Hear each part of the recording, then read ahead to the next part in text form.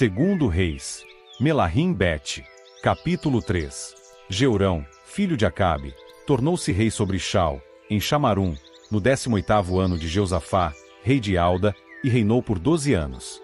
Ele fazia o que era mal aos olhos de Ial, mas não tanto quanto seu pai e sua mãe, pois removeu a coluna sagrada de Baal que seu pai tinha feito.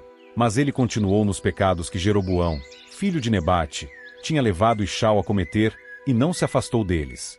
Mesa, rei de Moabe, era criador de ovelhas e pagava como tributo ao rei de Ishal 100.000 cordeiros e 100.000 carneiros não tosquiados. Assim que Acabe morreu, o rei de Moabe se rebelou contra o rei de Ishal. Por isso, o rei Jeurão saiu de Chamarum e reuniu todo Ishal. Além disso, ele mandou dizer a Jeosafá, rei de Alda: O rei de Moabe se rebelou contra mim. Por acaso, você vai comigo guerrear contra Moabe? Ele respondeu: Vou. Eu estarei com você. O meu povo estará com o seu povo. Os meus cavalos estarão com os seus cavalos. Por qual caminho iremos? Jeurão respondeu: Pelo caminho do deserto de Edom. Então o rei de Ishal partiu com o rei de Alda e o rei de Edom. Depois de darem uma volta que levou 7 dias, não havia mais água para o exército e para os animais que o seguiam. O rei de Ishal disse: Ai de nós! Ial convocou 3 reis apenas para entregá-los nas mãos de Moabe. Então Jeosafá perguntou: Não há nenhum profeta de Ial aqui para que consultemos a Ial por meio dele? Assim, um dos servos do rei de Ishal respondeu: A Alisha, filho de Safate, que derramava água nas mãos de Elial. Jeosafá disse: A palavra de Ial está com ele. Portanto, o rei de Ishal, Jeosafá e o rei de Edom foram até onde ele estava. Alisha disse ao rei de Ishal: O que eu tenho a ver com o amo? Vá consultar os profetas do seu pai e os profetas da sua mãe. Mas o rei de Ishal lhe disse: Não, pois foi Ial quem convocou a nós, 3 reis, para entregar nas mãos de Moabe. Então Alisha disse: Tão certo como vive Ial dos exércitos, a quem sirvo, se eu não tivesse consideração por Jeosafá, rei de Alda, eu não olharia para o amo nem lhe daria atenção. Agora tragam-me um arpista. Assim que o arpista começou a tocar, a mão de Ial veio sobre Alisha. Ele disse: Assim diz Ial. Cavem muitas valas neste vale. Pois assim diz Ial. Vocês não verão vento nem chuva, contudo, este vale se encherá de água e vocês beberão dela, vocês, seus rebanhos e seus animais de carga. Mas isso não é nada aos olhos de Ial, pois ele também entregará Moabe nas suas mãos. Destruam toda a cidade fortificada e toda a cidade importante. Cortem toda a árvore boa, tapem toda a fonte de água e estraguem com pedras todo o terreno bom.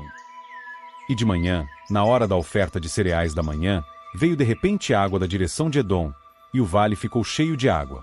Todos os moabitas souberam que os reis tinham vindo lutar contra eles. Por isso convocaram todos os homens que eram capazes de pegarem armas, e se posicionaram na fronteira. Ao se levantarem de manhã cedo, o sol se refletia na água, e para os moabitas, do outro lado, a água parecia vermelha como sangue. Eles disseram: É sangue.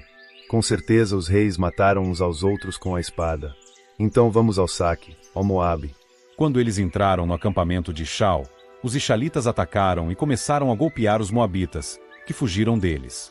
Ao passo que os ishalitas entravam em Moabe, matavam os moabitas. Eles destruíram as cidades, e cada um jogou uma pedra em todo o terreno bom. Enchendo de pedras, eles taparam toda a fonte de água e cortaram toda a árvore boa. Por fim, apenas as muralhas de pedras de Kiraresete ficaram de pé, e os que atiravam com fundas a cercaram e a atacaram. Quando o rei de Moabe viu que a batalha estava perdida, levou consigo 700 homens armados com espadas para abrir caminho até o rei de Edom, mas eles não conseguiram. Então ele pegou seu filho primogênito, que ia reinar no seu lugar, e o ofereceu como sacrifício queimado sobre a muralha. Houve então grande indignação contra Ishal, de modo que desistiram de lutar contra o rei de Moabe e voltaram ao seu país. Segundo Reis. Melahim-Bet.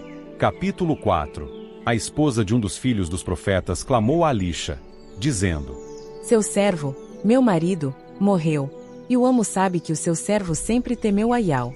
Agora um credor veio para levar meus 2 filhos como escravos dele. Então Alisha lhe disse: O que posso fazer por você? Diga-me o que você tem em casa. Ela respondeu: Sua serva não tem nada em casa a não ser um jarro com azeite. Ele disse então: Vá, peça vasilhas vazias a todos os seus vizinhos. Traga quantas puder. Depois entre em casa e feche a porta atrás de você e dos seus filhos. Encha de azeite todas as vasilhas, e separe as vasilhas que estiverem cheias. Então ela foi. Depois que ela fechou a porta atrás de si e dos seus filhos, eles começaram a passar as vasilhas para ela, e ela despejava azeite nelas.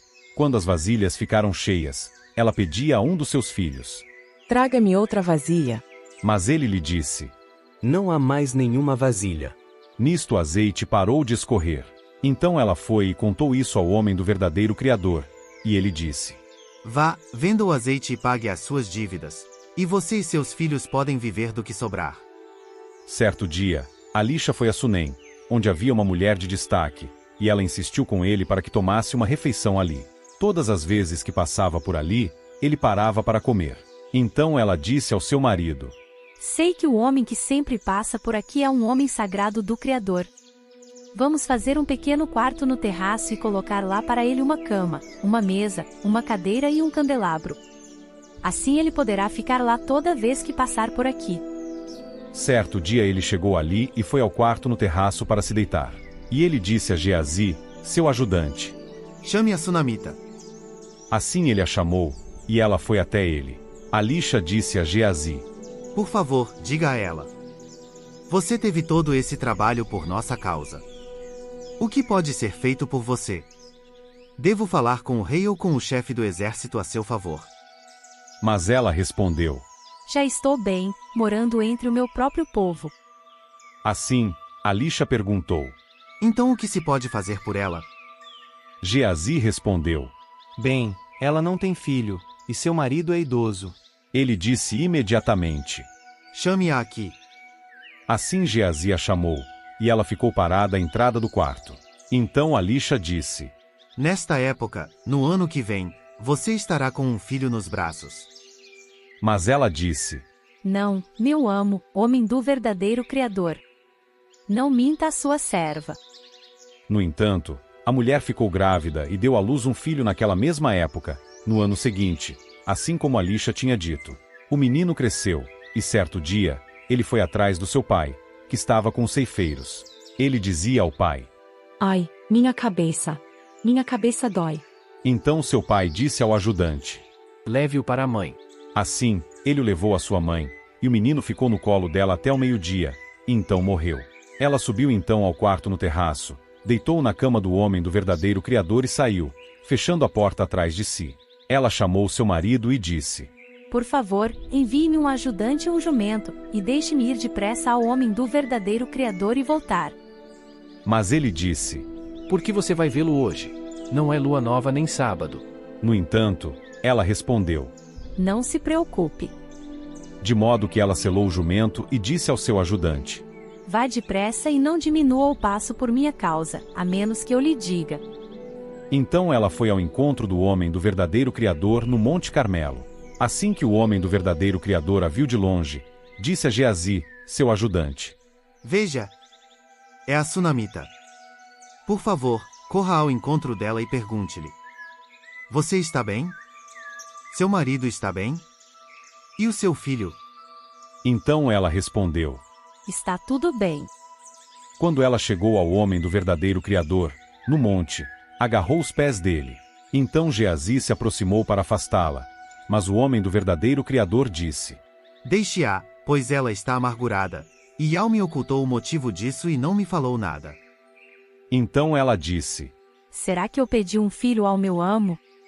Você se lembra que eu lhe disse: Não me dê falsas esperanças. Alixa disse imediatamente a Geazi: Prenda sua veste na cintura, pegue meu bastão e vá. Se encontrar alguém, não o cumprimente, e se alguém o cumprimentar, não responda. Vá e ponha meu bastão sobre o rosto do menino.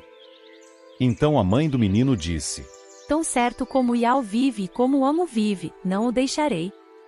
Assim, Alixa se levantou e foi com ela. Geazi foi na frente deles e pôs o bastão sobre o rosto do menino, mas não houve nenhum som nem reação. Ele voltou ao encontro de Alixa e lhe disse: O menino não acordou. Quando Alixa entrou na casa, O menino estava morto, deitado na sua cama. Ele entrou no quarto e fechou a porta, ficando apenas os dois no quarto, e começou a orar a Iau. Depois subiu na cama e se deitou sobre o menino. Ele pôs a sua boca sobre a boca do menino, os seus olhos sobre os olhos dele, a palma das suas mãos sobre a palma das mãos dele e ficou estendido sobre ele, e o corpo do menino começou a se aquecer.